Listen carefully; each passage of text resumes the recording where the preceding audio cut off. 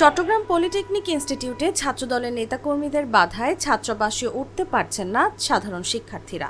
এ নিয়ে সাধারণ শিক্ষার্থীদের সঙ্গে ছাত্রদল নেতাকর্মীদের ধাওয়া পাল্টা ধাওয়া হয়। বৃহস্পতিবার দুপুরে শিক্ষার্থীরা ছাত্রাবাসে উঠতে গেলে এই ঘটনার সূত্রপাত হয়। ক্যাম্পাসে যখন আসছি আমাদের কাজে, তখন দেখছি বহিরাগত কিছু ছেলে পেলে এসে আমাদের স্টুডেন্টের গায়ে অতর্কিত হামলা করছে।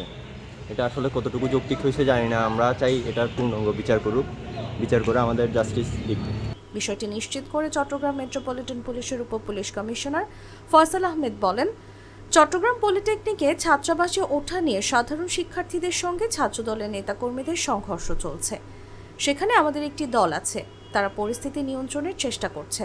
আমরা সুষ্ঠুভাবে ক্যাম্পাসে অবস্থান করতেছিলাম, হঠাৎ করে এদিক ওইদিক কোনো কথা না, বাইরে থেকে বহিরাগত কিছু ঢুকে উদাই ক্যাম্পাসের মধ্যে এলোপ্যাথারি মার শুরু করছে। আমি একজন সাধারণ স্টুডেন্ট, এই যে আমার আইডি কার্ড, আমি সিভিল ডিপার্টমেন্টের একজন স্টুডেন্ট। আমি তিনতলায় অবস্থান করছি। অবশ্যই আমাদের জীবনে নিজেকে সেভ করা লাগবে। আমি তিনতলা অবস্থান করছি, ওরা নিচ থেকে ইট ছুটতেছে। আমার এখানে একটা ইট লাগছে। আমি নাকি শিবির? আমি একজন সাধারণ স্টুডেন্ট, আমাকে কেন শিবির বলবে? আমি একজন চট্টগ্রাম পলিটেকনিকের চতুর্থ পর্বে সিভিল ডিপার্টমেন্টের স্টুডেন্ট, আমাকে শিবির বলবে কেন? আমি তো শিবির না, আমি কোনো রাজনৈতিক দলের সঙ্গে যুক্ত না।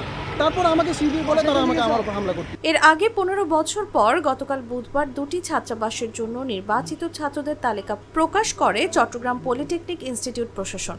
তালিকায় নির্বাচিত শিক্ষার্থীরা আজ দুপুরে ছাত্রাবাসে উঠতে গেলে ছাত্রদল নেতাকর্মীদের বাধার মুখে পড়েন। ছাত্রাবাস খোলার জন্য কয়েকদিন ধরে আন্দোলন করে আসছিলেন চট্টগ্রাম পলিটেকনিকের শিক্ষার্থীরা। গত সোমবার তালিকা প্রকাশ করার কথা থাকলেও তা হয়নি, যে কারণে দ্বিতীয় দিনের মতো বুধবারও শিক্ষার্থীরা বিক্ষোভ ও অবস্থান কর্মসূচি পালন করেন। শিক্ষার্থীদের অভিযোগ, প্রশাসন তাদের সঙ্গে প্রতিশ্রুতি দিলেও ছাত্রদলের এক অংশের চাপের কারণে ছাত্রাবাস খোলার কাজ বিলম্বিত হয়েছে। এখন তালিকা প্রকাশ হলেও তাদের হলে উঠতে দেওয়া হচ্ছে না। শিয়া বাটার ও ভিটামিন ই সমৃদ্ধ lily glam beauty soap. Lily, always be beautiful.